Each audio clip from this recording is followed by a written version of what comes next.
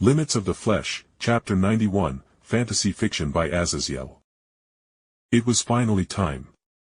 I thought as my entourage and I entered the large meeting room in which the peace conference was to be held. I had zero idea why Micheal had a minor emergency to take care of and needed to push back the meeting for almost an hour, but the time was upon us now. Already sitting together at the large round table were the other members of the Abrahamic Faith, as Micheal was sitting at the table with Gabriel behind him and what looked like Dulio, Griselda, and a massive man that was Vasco Strade, who was the original wielder of the holy sword Durandal. Across from Micheal was Azazyel, who looked like an admittedly handsome middle-aged man with black hair and sharp blonde bangs interspaced in his hair. While arrayed around Azazyel were several figures, one being Valor Lucifer, who I recognized by his silver hair and the way his eyes hungrily snapped to mine with clear intent to battle with how he was my supposed destined rival as the White Dragon Emperor. Then I also noticed Micheal, Aquino's father, as well as another fallen angel woman I didn't recognize, was sitting to the side of Valley. And lastly, at the top portion of the circular table was Odin, who was a wizened older-looking man with one of his eyes covered up in an eye patch, and standing behind him was a silver-haired curvaceous beauty in a suit that I recognized as Rosweiss. "Ah, you were the last to join us, young Lucifer. Were you busy with your beauties, I wonder?" Azazyel teased, giving my entourage gauging looks before winking at me as though to say he was proud of my taste in women. I however rolled my eyes as Griselda elegantly pulled out my chair for me to sit within, while my other creations stood behind me in support. No. The elevator was just slow, I suppose.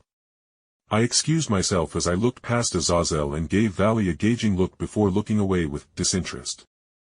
And I could all but feel him bristling at my dismissal, which made Drake chuckle within my mind, as he knew with my true Lucifer bloodline I could turn Val's sacred gear off and then just beat him like an unwanted stepchild. Micheal then broke the tension, as the other leaders knew that bringing the Red Dragon Emperor and the White into the same room was just asking for trouble. I am glad that we could all meet with cool heads on this day. But inevitably we must begin the proceedings. Azazyel nodded but waved his hand lazily as he rested his face on his fist as he spoke frankly. "Look, Gabriel was a major incident, but I will be clear on the fallen stance in being peaceful.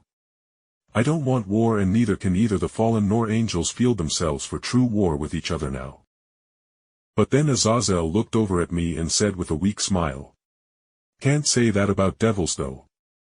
I mean, Ares and Apollo are dead and their immortal souls aren't reforming even out of the stored faith energy the Greeks have stored up. And that demented forest you cooked up killed 98 out of every 100 Greek warriors and mages that went into that hell hole." And he continued as he shook his head with amazement, "It's not just the sheer deadliness power of your biological abilities that surprises me, as there are entities like Micheal that can poison and kill gods down to their very souls. But your creations are truly alive and can grow independently of your control. Truly bravo, young man. But I have just a single question."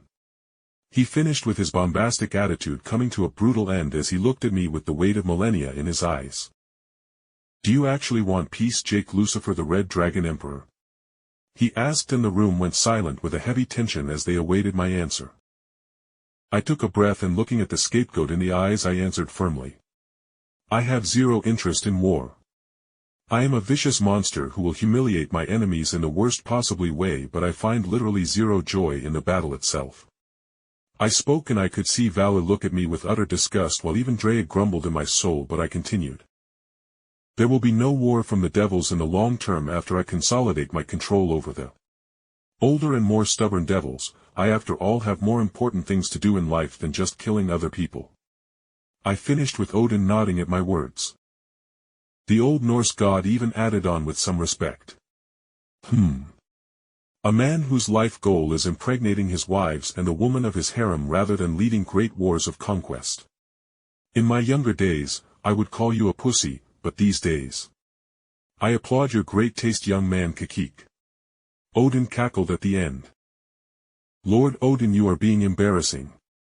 Rosweiss cried out, blushing, as everyone except for Azazyel gave Odin looks of various levels of disgust.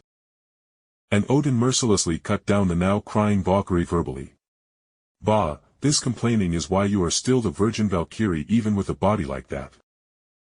Micheal and I shared a look of despair as Azazyel began pervertedly chuckling as Odin listed out Roswife's amazing features, and then countered each compliment with her various complaints about Odin's antics that made her completely undesirable in a woman and thus unable to find a man.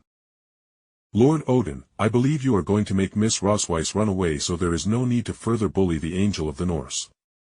And as I said that, Rosweiss flushed and Odin's eye almost glared at me, making me wonder if my minor compliment was too much before he just chuckled loudly. Heh, I was helping her grow a spine, young man. Unless you want to play the hero and abduct her to be your wife, haha.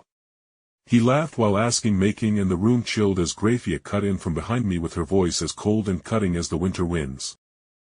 Lord Odin. Perhaps we should move back to the topic at hand? Grafia asked rhetorically, and Odin almost pouted before going silent as Azazyel coughed and was about to continue, but instead Vali cut him off. I don't like it, he announced, making me look at him with a mental groan, even as I beside me looked at the trueborn Lucifer with an assessing eye as she remembered how I said that Vali was going to be an issue with how he was a battle fanatic and would fight me just because I was the Red Dragon Emperor.